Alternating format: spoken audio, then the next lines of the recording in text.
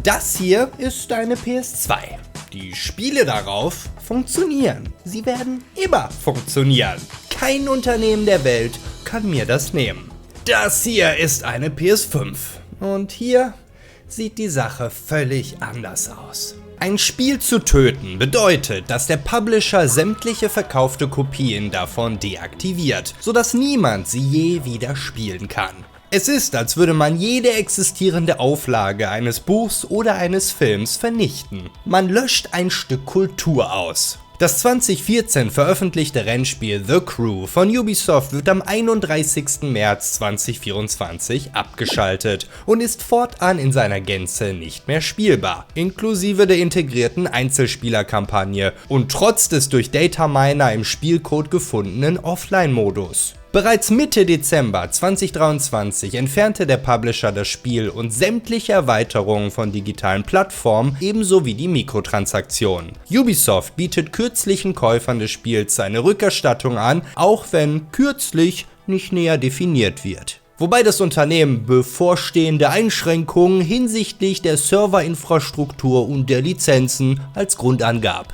Anfang April 2024, wenige Tage nach der Einstellung des Spiels, begann Ubisoft Käufern von The Crew die Lizenzen zu entziehen und das Spiel somit aus ihren Bibliotheken verschwinden zu lassen. Das passiert im selben Zeitraum, als ein Ubisoft-Manager sich ungünstig äußert und meint, dass sich Spieler damit anfreunden müssen, ihre Spiele nicht zu besitzen, damit sich Abonnements durchsetzen können. Einige Wochen nach Ubisofts Ankündigung der Abschaltung beginnt sich YouTuber Ross Scott aka Accursed Farms dazu zu äußern, dem viele übrigens den Spitznamen Gordon Freeman verpasst haben. Am 18.01.2024 spricht er das Thema erstmals in einer News-Ausgabe an und plant mit seiner Community eine Gegenbewegung. Er ist der Meinung, dass es keine großen Kosten verursacht, ein Spiel auch nach seiner Abschaltung für Spieler zugänglich zu machen. Er möchte dafür sorgen, dass es teurer für Publisher wird, wenn sie es nicht machen. Publisher verkaufen eine Kopie ihres Spiels und zwingen dem Kunden die Verbindung zu sich auf, um die Funktionsfähigkeit herzustellen, womit sie einen potenziellen Kill-Switch für das Spiel etablieren. Und sie zerstören einen Standard, den Kunden für rund ein halbes Jahrhundert als selbstverständlich erachtet haben. Spiele laufen unendlich, auch ohne Publisher-Support, selbst Online-Games. Ross setzt eine Mailadresse auf, um Interessenten zu sammeln, die sich an einer Sammelklage beteiligen möchten, um die Zahlen und Möglichkeiten einschätzen zu können. Auch fordert er seine internationalen Zuschauer aktiv auf, ihn zu kontaktieren, sollten sie nützliche Kenntnisse der Gesetzgebung in ihrem eigenen Land haben oder Organisationen kennen, die ihm helfen würden. Sogar Anwälte fordert er auf, ihm Preisangebote zu schicken und fasst ihnen die Schlüsselinformationen zusammen. Er betont, dass er nichts ausrichten kann, wenn nicht genug Hilfe zusammenkommt, dass er es aber selbst dann weiter versuchen würde. Allen voran in Frankreich, wo Gerichte selbst Valve in die Knie gezwungen haben, die das Wiederverkaufen von digitalen Spielen ermöglichen sollten. Der oberste Gerichtshof hob diese Entscheidung im Oktober 2024 zwar wieder auf, doch Frankreich, Deutschland und Australien scheinen die vielversprechendsten Länder hinsichtlich ihres Verbraucherschutzes zu sein. Er ist offen für alle Lösungsansätze, die möglichst einfach für alle involvierten Parteien umzusetzen sind. Ein Monat verstreicht, in dem Ross viel zu tun hat. Sein Postfach quillt über. Die Vorbereitungen laufen an, denn bevor das Spiel ab April nicht offiziell abgeschaltet ist, können keine rechtlichen Schritte eingeleitet werden. Der Schlüsselfaktor seines Plans ist es, dass möglichst viele Leute überall auf der Welt ihre lokalen Verbraucherschutzzentralen kontaktieren. Oder, wie Scott es im Deutschen so charmant ausspricht, Verbraucher Central? So schafften es auch die Belgier, Lootboxen 2018 als illegal unter Glücksspielen einzuordnen. Videospielunternehmen, die in Belgien weiterhin kostenpflichtige Lootboxen anbieten möchten, können bei der Glücksspielkommission eine Lizenz für kostenpflichtige Glücksspiele beantragen, wobei ein Teil der Einnahmen aus diesen Lootboxen an den belgischen Fiskus abgeführt wird. Auch die Rückerstattung auf Steam führt auf so einen Fall zurück. Doch Erstattung und Entschädigung sind allenfalls ein sekundäres Ziel und lösen nicht das Problem der zerstörten Videospiele. Ebenso wie halbherzige Lösungsvorschläge aus der Industrie, wie deutlichere Lizenzvereinbarungen, eine verpflichtende Mindest-Supportzeit oder eine frühere Benachrichtigung vor der Abschaltung. Um die Auswirkungen so weitreichend wie möglich hinzubekommen, möchte Ross die Arbeit für gewillte Helfer so gering wie möglich halten. Sprich, er plant die Beschwerden für sämtliche Verbraucherschutzzentralen in allen relevanten Ländern vorzubereiten, zu übersetzen und dann auch noch das Marketing rund um die Aktion anzufeuern. Eine Mammutaufgabe, weil auch die Zentralen in jedem Land anders arbeiten und andere Mindestanforderungen haben, worauf sie überhaupt reagieren. In Frankreich kostet die Antragstellung 6,60 € und Ross bietet jedem Helfer an, für seine Unkosten aufzukommen, scheinbar noch nicht ahnend, welche Wellen sein Aufruf schlagen würde. Auch wenn er weiterhin Hilfe aus großen Märkten wie Kanada oder Brasilien fordert, sieht er die besten Chancen in der EU mit ihren individuellen und übergreifenden Gesetzen. Die USA ist komplett raus, als ein Anwalt in Florida auf den Zug mit aufspringt, sich ins Thema einarbeitet und quasi feststellen muss, dass Amerikanern effektiv gar nichts gehört. Wenn Ubisoft in ihre Endnutzer-Lizenzvereinbarung schreiben würde, dass sie deinen Hund töten dürfen und du zustimmst, wird erst einmal kein Gericht Eve verklagen, wenn er deinen Chihuahua pulverisiert. Selbst wenn man in jedem amerikanischen Gericht den Prozess gewinnen würde, könnte der Publisher trotzdem noch machen, was er will, und die Erhaltung von Videospielen wäre nicht minder gesichert als zuvor. Ein anderer Anwalt hat sich bereits die Zähne an der Industrie ausgebissen und ist zu dem Schluss gekommen, dass Publisher und Entwickler niemals einen Grund, einen Anreiz oder die Motivation haben werden, ein Videospiel von Anfang an ordnungsgemäß zu vermarkten, zu entwickeln oder zu betreuen. Keine andere amerikanische Branche hat so viel Spielraum, Verbraucher in die Irre zu führen und sich anschließend der Verantwortung für ihre Fehler zu entziehen. Außerdem muss Ross auf eine häufig auftretende Kritik eingehen, die ihn noch lange verfolgen soll. Was für ein Schwachsinn, du kannst nicht von Firmen erwarten, dass sie die Server für immer am Laufen halten. Diesen Individuen, die scheinbar nur die beiden Optionen in Erwägung ziehen, die Server ewig laufen zu lassen oder eben sie abzuschalten, stellt er die beinahe in Vergessenheit geratene Möglichkeit 3 vor, Spiele so zu patchen oder direkt zu programmieren, dass sie lokal gehostet werden können. Wie all die Spiele aus den 90ern oder frühen 2000ern. Unreal Tournament, Counter-Strike. Valve ist hier ohnehin Vorreiter. Team Fortress 2 wurde gänzlich ohne offizielle Server gehostet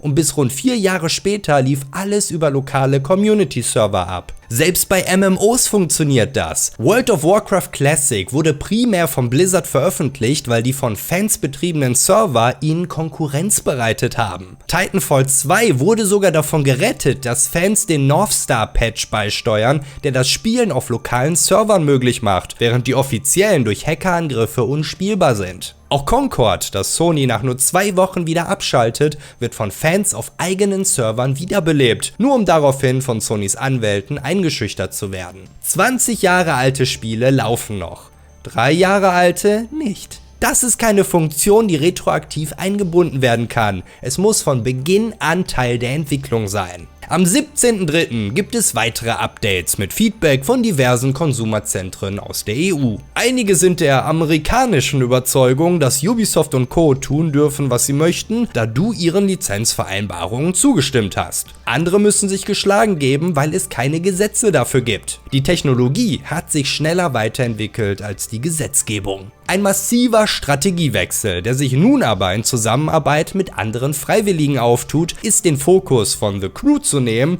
und eine allgemeine Petition aufzusetzen. Gewisse Regierungen sind verpflichtet, eine Anhörung zu genehmigen, wenn eine Petition genug Stimmen sammelt. Ross plant dieses Vorgehen für das Vereinigte Königreich, Australien, Kanada und die Europäische Union. Auch wenn letztere die größte Hürde darstellt und er sich kaum Erfolgsaussichten ausmalt. Am 2.4.2024 ist es dann soweit. Ubisoft schaltet The Crew ab, lässt das Spiel aus digitalen Bibliotheken verschwinden und selbst die Spielzeitstatistiken verpuffen. Jegliche digitale Spur, dass The Crew jemals existiert hat, wird zu vernichten versucht. An diesem Tag veröffentlicht Ross das Video mit dem Titel „Die größte Kampagne aller Zeiten, um Publisher davon abzuhalten, Spiele zu zerstören". Nun hat er seine Botschaft kondensiert und zusammengefasst. Spiele-Publisher machen Milliarden damit, dir ein Spiel als gut zu verkaufen, ohne dir mitzuteilen, wie lange es spielbar sein wird, um es später bewusst zu töten und dich ohne irgendetwas zurückzulassen, während sie dein Geld behalten. Kunden, die etwas leihen,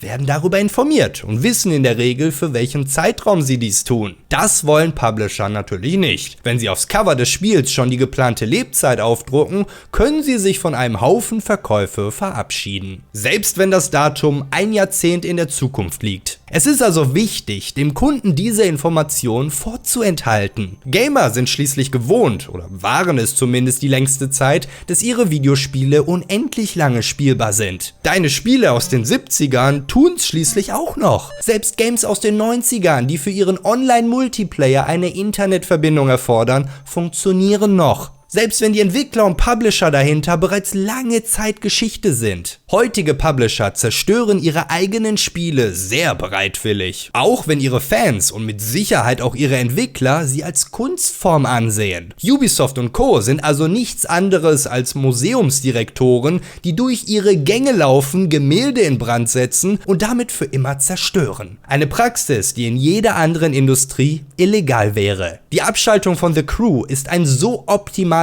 Beispiel, das bereits für sich eine Menge Presse gemacht hat, dass es eine unbezahlbare Gelegenheit ist, um den Industriestandard zu ändern. Nach hunderten Stunden an Nachforschungen und mehreren hundert geschriebenen E-Mails sowie Dutzenden von gefundenen Sackgassen fühlt Ross sich bereit. Er möchte die Spieleindustrie zwar nicht reformieren, aber er möchte sie definitiv davon abhalten, ihre Spiele zu zerstören. Dafür hat er mit anderen Freiwilligen die Website StopKillingGames.com aufgesetzt. Sie leitet Leute, je nach ihrer Nationalität, an die richtigen Stellen und gibt ihnen sämtliche notwendigen Informationen an die Hand. Auch wenn einige Links noch nicht freigeschaltet sind, weil die Regierungsbürokratien zu langsam malen. Die französische Verbraucherbehörde akzeptiert weltweite Beschwerden, doch bevor man sich an sie wenden kann, muss man zuvor Ubisoft kontaktieren und ihnen 2 Wochen Zeit geben, um eine Lösung anzubieten. Ein Schritt zu viel für die meisten Menschen, was wohl ein Grund dafür ist, dass diese Unternehmen so lange mit ihrem Prozedere durchgekommen sind. In Australien wartet man noch auf die Öffnung des Zeitfensters, in dem zumindest 50 Australier sich in einer Petition für den Fall aussprechen müssen. Und in Brasilien scheint die einzige Möglichkeit eine Sammelklage zu sein, für die eine 4-stellige US-Dollar-Summe per Crowdfunding in Aussicht gestellt wird. Moving on up is the United States. Okay, and moving on is Canada. Kanada braucht 500 Unterschriften, das Vereinigte Königreich 10.000. Bei 100.000 ist sogar eine Besprechung im Parlament möglich. Die beste Möglichkeit bietet immer noch Frankreich mit diversen Stellen, die aktiv werden könnten. Oder eben die Europäische Bürgerinitiative. Ross betitelt sich selbst als wahnhaft, das überhaupt zu versuchen, denn hier benötigt er 1 Million Unterschriften für die Aussicht auf eine Anhörung. Seiner Ansicht nach ist das der schwächste Teil seiner Kampagne, weil es auch Monate dauert, bis die EU eine Petition überhaupt zur Unterschrift freigibt. Monate, in denen die Empörung rund um The Crew bereits lange abgeflacht sein wird. Doch nirgendwo ist die existierende Gesetzesgrundlage besser, um darauf aufzubauen. Die Richtlinie 9313 EWG verbietet missbräuchliche Klauseln, die ein erhebliches Ungleichgewicht zwischen den Rechten und Pflichten der Vertragsparteien zum Nachteil der Verbraucher bewirken. Klauseln, die sich beispielsweise auf die einseitige Änderung oder Kündigung eines unbefristeten Vertrags durch den Unternehmer ohne angemessene Kündigungsfrist beziehen, können nach einer Einzelfallprüfung als missbräuchlich angesehen werden. Die Argumentation, du hast zugestimmt, also ist das jetzt so, mag die Amerikaner in die Knie zwingen. In Europa ist dieses Vorgehen aber prinzipiell ungültig. Auch erinnert Ross noch einmal daran, was Videospielfirmen tatsächlich mit uns planen und bereits versucht haben. Ein Beispiel, das mir auch sofort bei dem Thema eingefallen ist die Präsentation der Xbox One. Laut den ursprünglichen Plänen sollte die angeschlossene Kinect erforderlich sein, die biometrische Daten sammeln kann. Außerdem musst du dich alle 24 Stunden mit Microsoft verbinden, wenn du nicht aus deinem System ausgeloggt werden möchtest. Und mit dem Einstellen des Supports wird deine gesamte Videospielsammlung auf einen Schlag wertlos. Damals hat PlayStation seinen Konkurrenten mit einem schnell hinter der Bühne aufgenommenen Clip überrollt, der veranschaulichen sollte, dass es so etwas auf der PS4 nicht gibt und man Spiele immer noch frei Schnauze untereinander tauschen kann. Nun, brandaktuell, macht Sony denselben Fehler und veröffentlicht ein Firmware-Update auf ihrer PS5, das genau so einen DRM-Check einführt. Digital erworbene Spiele müssen verifiziert werden. Mit dem vermeintlichen Kauf beginnt ein 30-Tage-Timer, der mit jedem Spielstart zurückgesetzt wird. Läuft dieser Timer ab, musst du dich online verbinden, um deine Lizenz zu erneuern und spielen zu können. Wenn du gerade einen Internetausfall hast? Dein Pech, da musst du wohl etwas anderes zocken. Dieses neue Feature betrifft sowohl die PS5 als auch die PS4, wenn man den Timer aktuell aber nur auf letzterer sehen kann. Das ist wohl Sonys Reaktion darauf, dass die PS4 gehackt wurde und schlaue Füchse einen Trick herausgefunden haben, wie sie die Lizenzen so manipulieren können, dass man Spiele mit Hilfe des Rückgaberechts zurückgibt, sie aber eigentlich behält und somit kostenlos spielen kann. Angeblich wird der Timer nach Ablauf der Rückgabefrist mit einer weiteren Validierung auf unendlich gesetzt. Das alles passiert ohne offizielles Statement seitens Sony und belegt nur, dass sie im Grunde genommen mit dir und deinen Spielen machen können, was sie wollen. Während im Mai die Petitionen für Australien und Kanada freigeschaltet werden, gibt es aus dem Vereinigten Königreich bereits eine Rückmeldung. Kernaussage ist: Wer Spiele verkauft, muss das britische Verbraucherrecht einhalten. Er muss klare Informationen bereitstellen und den fortlaufenden Zugang zu den Spielen gewährleisten, wenn diese unter der Voraussetzung verkauft wurden, dass sie auf unbestimmte Zeit spielbar bleiben. Bei The Crew eine Auslegungssache, weil Ubisoft sich tief in den Lizenzbedingungen versteckt, dagegen abzusichern versucht, während die Spielehülle allenfalls darauf hinweist, dass eine Internetverbindung notwendig ist. Bei Beendigung des Vertrags, aus welchem Grund auch immer, müssen sie das Produkt unverzüglich deinstallieren und alle in ihrem Besitz befindlichen Kopien des Produkts vernichten. Blizzard behält sich das Recht vor, diese Vereinbarung jederzeit aus beliebigem Grund oder ohne Angabe von Gründen, mit oder ohne vorherige Ankündigung, zu kündigen. Unbeschadet etwaiger weiterer Rechte von Sega endet diese Vereinbarung automatisch, wenn sie gegen ihre Bestimmungen verstoßen. Bei Beendigung sind sie verpflichtet, alle Kopien des Produkts zu vernichten. Bei einer Kündigung durch ZeniMax, aus welchem Grund auch immer, erlöschen alle in dieser Vereinbarung gewährten Lizenzen in Bezug auf das Spiel mit sofortiger Wirkung. Und sie sind verpflichtet, alle in ihrem Besitz oder unter ihrer Kontrolle befindlichen Kopien des Spiels unverzüglich und endgültig zu vernichten und den Spielclient von ihrer Festplatte, ihrer Konsole oder ihrem Gerät zu entfernen. Die Ausgangslage ist also stark subjektiv geprägt und zahlreiche der komplizierten Absätze räumen dem Publisher sein Recht ein. Doch immerhin, ein Absatz birgt Hoffnung, der voraussetzt, dass Käufer eines Produkts ausreichend informiert werden müssen und keine Informationen versteckt werden dürfen, um dem Kunden eine fundierte Kaufentscheidung zu ermöglichen. Eine Vorgabe, die nicht gegeben ist, wenn ein Publisher dem Kunden nicht mitteilt, wann das verkaufte Spiel nicht mehr funktionsfähig sein wird. Im Februar 2025 äußert sich die britische Regierung in Reaktion auf über 12.000 gesammelte Unterschriften mit: Wir haben keine Pläne, das Verbraucherrecht in Bezug auf digitale Obsoleszenz zu ändern. Obsoleszenz ist das schlaue Leutewort für die Unbrauchbarkeit eines Produkts. Maßnahmen auf europäischer Ebene loszutreten erscheinen trotz aller Hindernisse immer sinnvoller. Bis Mitte 2024 wird Stop Killing Games oder Stop Destroying Games, wie es extra für die Europäische Bürgerinitiative umbenannt wird, von Mitgliedern des Europäischen Parlaments unterstützt. Allen voran die beiden Deutschen Niklas Ninas und Patrick Breyer von den Grünen bzw. der Piratenpartei.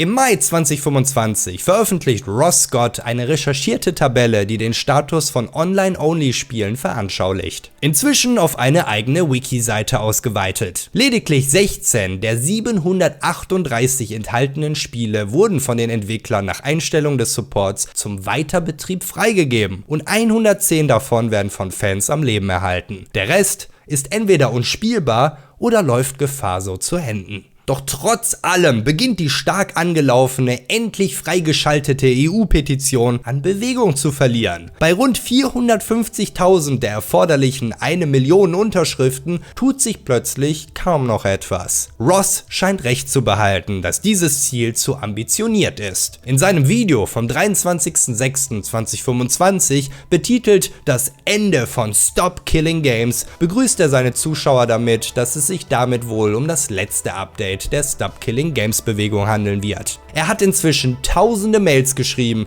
und unzählige Stunden in die Kampagne investiert. Teilweise arbeitet er unermüdlich bis zu 14 Stunden am Tag daran und vernachlässigt seinen eigenen YouTube-Kanal, wodurch auch seine Einnahmen signifikant leiden. Er hat Dutzende Interviews gegeben, zahlreiche Magazine haben über Stop Killing Games berichtet, Spieleentwickler haben die Initiative befürwortet, darunter sogar The Crew-Mitarbeiter und auch eine Reihe von einflussreichen Influencern. Doch hier scheint das Problem zu liegen. Zu den beiden erfolgreichsten Videos gehört eine Meinung von einem gewissen Pirate Software und ein Video von Asmongold, der genau auf dieses Video reactet. Während nahezu jegliche Berichterstattung positiv ausfällt, ist Pirate Software aka Thor einer der ersten, der gravierende durchgängige Kritik übt. Auch wenn er in der Hinsicht nicht viel vorzuweisen hat, außer seinem unermüdlichen Erwähnen, dass er mal irgendeinen Job bei Blizzard bekleidet hat, den sein dort arbeitender Vater ihm organisiert hat. When I worked at Blizzard, I did that for Blizzard. Blizzard, 7 years, yeah. Blizzard. I used to work at Blizzard Entertainment. Zählt er sich selbst eher zur Riege der Entwickler als der Spieler und ergreift für die Partei. In seiner Stellungnahme zum Thema besteht er darauf, dass die Kampagne ihre Ziele zu vage formuliert und nicht umsetzbar sei. Wie sollten Multiplayer-Spiele ohne große Kosten und Aufwand in Singleplayer-Erfahrungen umgewandelt werden? Spiele wie League of Legends oder Final Fantasy XIV. Kein Entwickler würde solche Projekte mehr umsetzen, wenn eine Gesetzgebung wie diese durchgehen würde. Lizenzbedingungen mit zum Beispiel Fahrzeugherstellern müssten nachverhandelt werden und es sei nun mal eben so, dass wir lediglich eine Lizenz für ein Spiel kaufen. Womit er sich auf eine Stufe mit all den Leuten auf meinem Kanal gleichstellt, die auftauchen, um meinen Videotitel zu kommentieren, ohne das Video anzusehen, das ihn erklärt. Denn nahezu alle seine Argumente wurden bereits Monate zuvor ausführlich von Ross entkräftet. Unabhängig derer, die Thor sich selbst ausgedacht hat. Dass Stop Killing Games sich weder auf Multiplayer-Spiele beschränkt,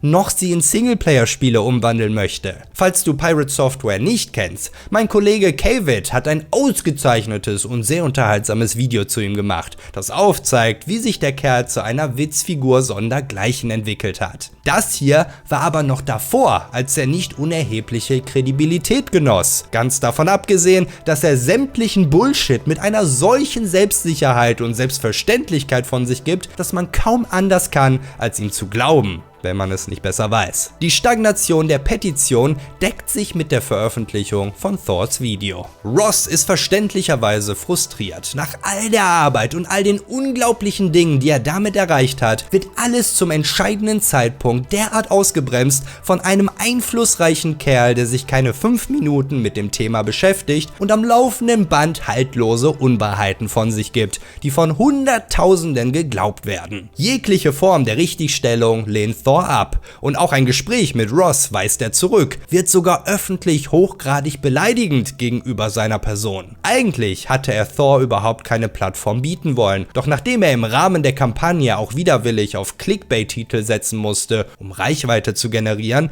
winkt er nun auch die YouTube-Schlammschlacht durch. Ungefähr so durch, wie er mit dem ganzen Thema ist, dass er eigentlich nur hatte lostreten und nicht bis zum Ende durchziehen wollen. Das Problem ist nicht, Gamer dazu zu bringen, sich für Games einzusetzen, sondern Menschen dazu zu bringen, sich für irgendetwas einzusetzen. Dieses digitale Aufeinandertreffen und weitere Verbreitung von Ross' Video unter großen Reaction-YouTubern schlägt ein. Pirate Softwares zerstörerische Meinung hat letztlich doch den Streisand-Effekt und befeuert die Stop Killing Games Initiative erneut. Falls ihr der Begriff nicht sagt, Barbra Streisand verklagte 2003 einen Fotografen, der Luftaufnahmen von Erosionen an der kalifornischen Küste veröffentlichte. Unter den 12.000 Bildern war auch eines dabei, auf dem man Streisands Haus erkennen konnte. Die vorherigen 6 Downloads, von denen 2 von ihren Anwälten stammten, explodierten infolge der öffentlichen Klage auf über 400.000. Dasselbe passiert mit Stop Killing Games. Wenn man so will, ist Thor damit ein richtiger Held. Er wusste, dass Gamer sich nie für eine gute Sache aufraffen würden,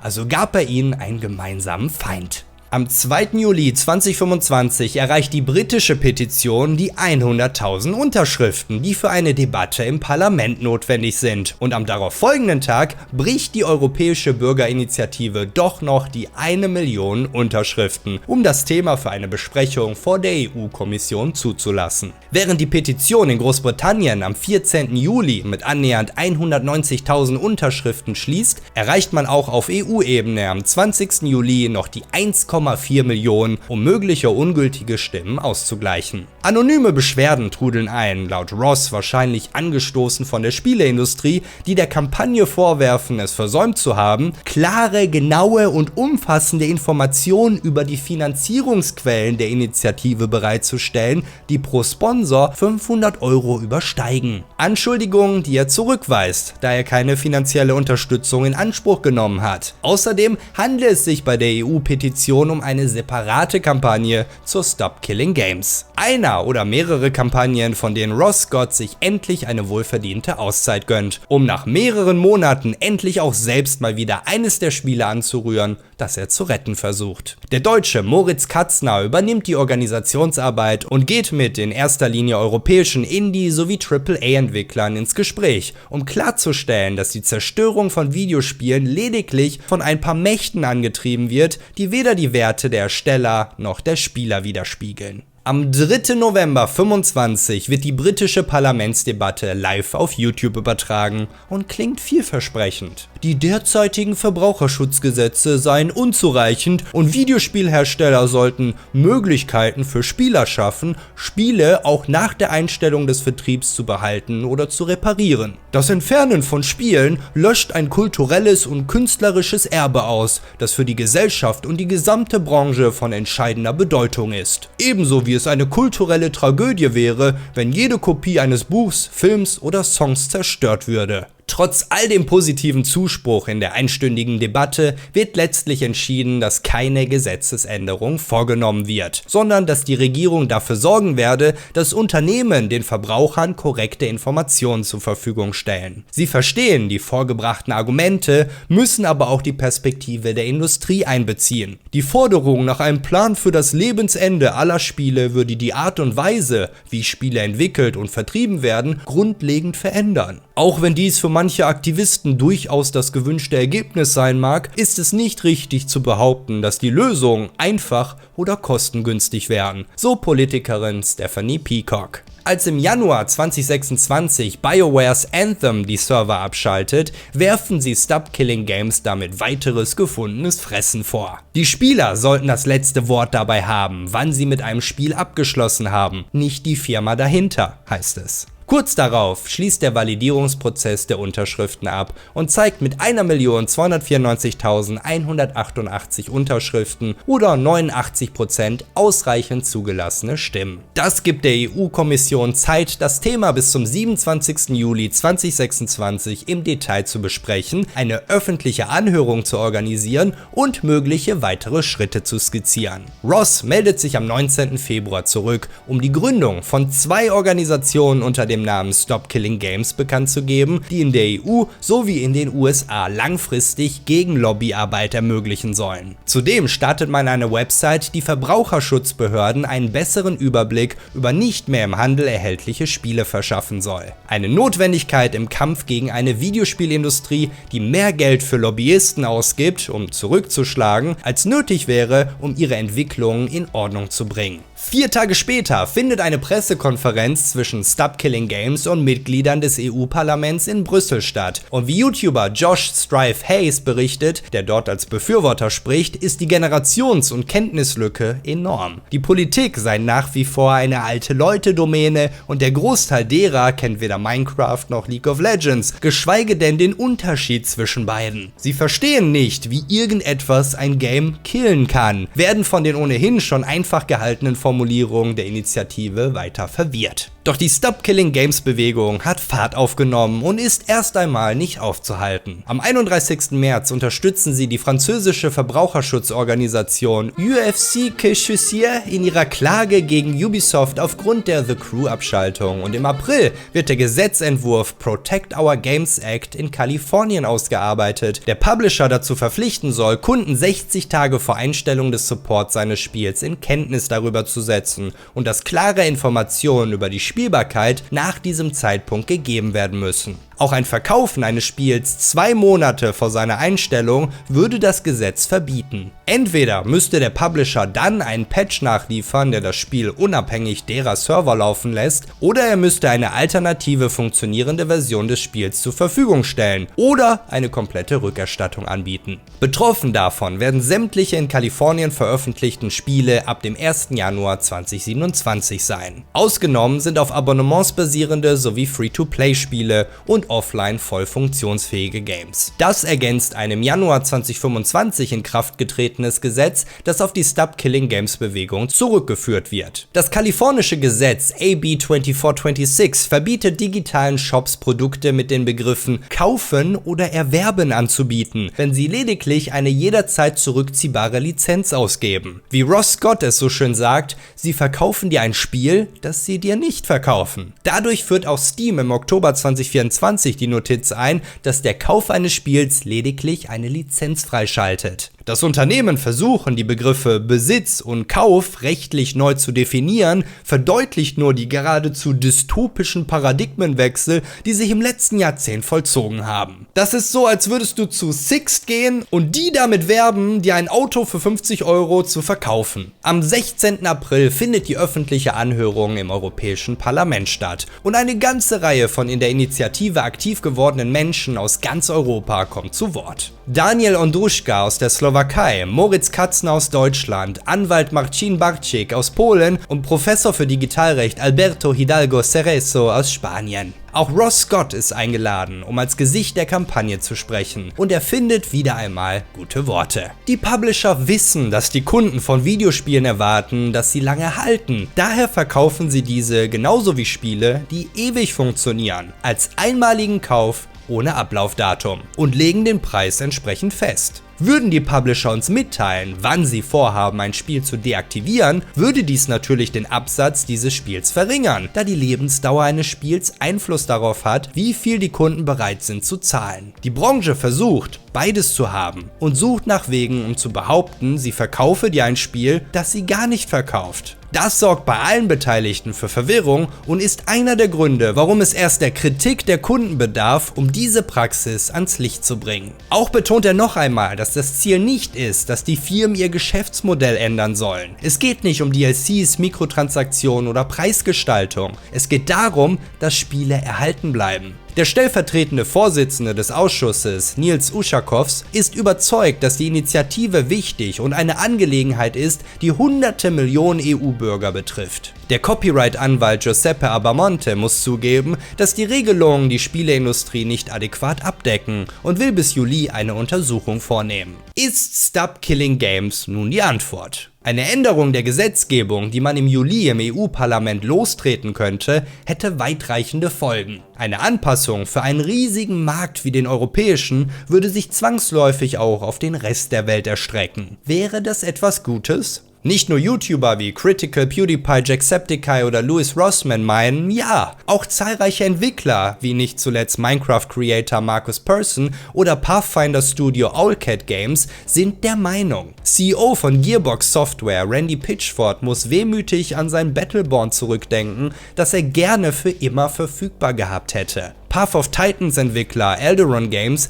bietet ein Stop Killing Games Skin Pack an, dessen Einnahmen direkt in die Initiative fließen. Der Vizepräsident des Europäischen Parlaments Nikolai Stefanuta persönlich hat die Bürgerinitiative unterschrieben. Doch es gibt auch die Stimmen, die Stop Killing Games ihre guten Absichten nicht absprechen wollen, wohl aber anmerken, dass die Initiative mehr Schaden als Heilung herbeiführen kann. Der Branchenverband Video Games Europe ist offenkundig dagegen und behauptet, dass es es zu kostspielig wäre, private Server anzubieten oder Einzelspielermodi in Spielen umzusetzen, die ihren Online-Multiplayer-Support verlieren. Womit sie nur unterstreichen, dass sie die Initiative genauso wenig mit Verstand durchgelesen haben wie Pirate Software. Nach heutigen Maßstäben kann ich da schon eher ihr Argument nachvollziehen, dass fanbetriebene Spiele und Server rechtliche Konsequenzen für Firmen nach sich ziehen könnten, auch wenn das für die bereits erwähnten alten Hasen bisher kein Problem zu sein scheint. Den wahren Grund für ihre Ablehnung offenbaren sie aber in folgendem Statement. Eine solche Anforderung könnte dazu führen, dass von der Community unterstützte Versionen von Spielen mit den offiziellen Versionen konkurrieren, was die finanziellen Investitionen der Videospielunternehmen gefährden könnte. Im Klartext, Gamer würden die alten Spiele weiterspielen, anstatt die neuen zu kaufen. Das wäre ja doof. Mark DeRa, Produzent von Anthem, gibt zu bedenken, dass sein Spiel oder auch Destiny 2 mit der Haltung im Hinterkopf entwickelt werden könnte, doch dass diese Arbeit Zeit und Geld kostet, das auch anderweitig sinnvoll genutzt werden könnte. Nicht, dass das Anthem geholfen hätte scheinbar. Immerhin gibt er aber zu bedenken, dass die Konsequenzen eines abgeschalteten Spiels ein Preis sind, den manche Entwickler zu zahlen bereit sind, bevor die nicht mehr von ihnen unterstützte Version zu einer schlechteren Spielerfahrung wird. Meiner Meinung nach ist ja eher das Gegenteil der Fall und schlechte Spielerfahrungen werden erst gut oder auf jeden Fall deutlich besser, wenn die Community Hand anlegt. Vorausgesetzt, sie haben die Möglichkeit. Viele moderne Releases sind so entwickelt, dass nicht einmal Software-Profis sie nach der Abschaltung noch repariert bekommen. Der Managing Director von GOG, Good Old Games, Maciej Gołębiewski, dessen ganze Plattform sich für den Erhalt von Videospielen stark macht, betont die damit verbundenen Schwierigkeiten. Wer besitzt die Rechte? Welche technischen Aspekte gibt es? Wie verhält sich die Wirtschaftlichkeit? Während ich diese Probleme tatsächlich eher bei ihren typischen Retro-Games sehe und nicht bei künftigen Titeln, die von Grund auf anders entwickelt werden müssen, gibt er auch zu bedenken, dass zu viele Barrieren und Vorgaben auch dazu führen können, dass weniger Spiele produziert werden. Ubisoft derweil, die sich hinsichtlich der The Crew-Debatte lange bedeckt gehalten haben, knicken dem Shitstorm letztlich ein und bieten für The Crew 2 und The Crew Motorfest einen nie geplanten Offline-Modus an,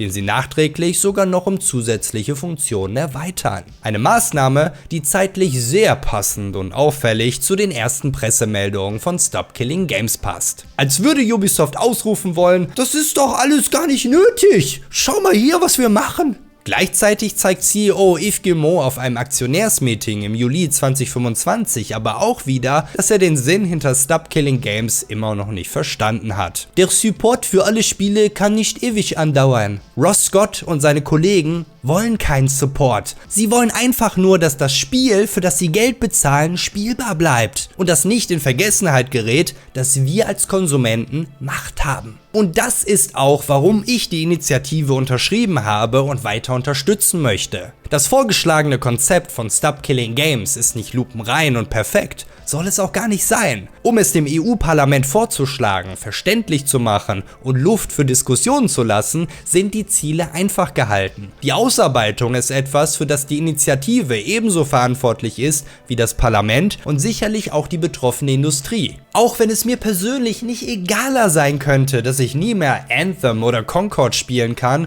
um The Crew finde ich es durchaus schade. Und all das ist ja nur der Anfang, wenn sich nichts ändert. Und wenn ich an die Kinder von heute denke, die irgendwann in 10 Jahren vielleicht nicht mehr so wie ich Zugriff auf all ihre Kindheitslieblinge haben, dann trifft mich das schon. Und mit all den Dokumentationen über die Entstehung von Videospielen, die ich inzwischen auf diesem Kanal gemacht habe, und das Herzblut von Entwicklern, das ich jedes Mal aufs Neue kennenlernen darf. Wenn ich daran denke, dass ihre jahrelange harte Arbeit ohne jegliche Wertschätzung einfach für immer verpufft, dann trifft mich das noch mehr.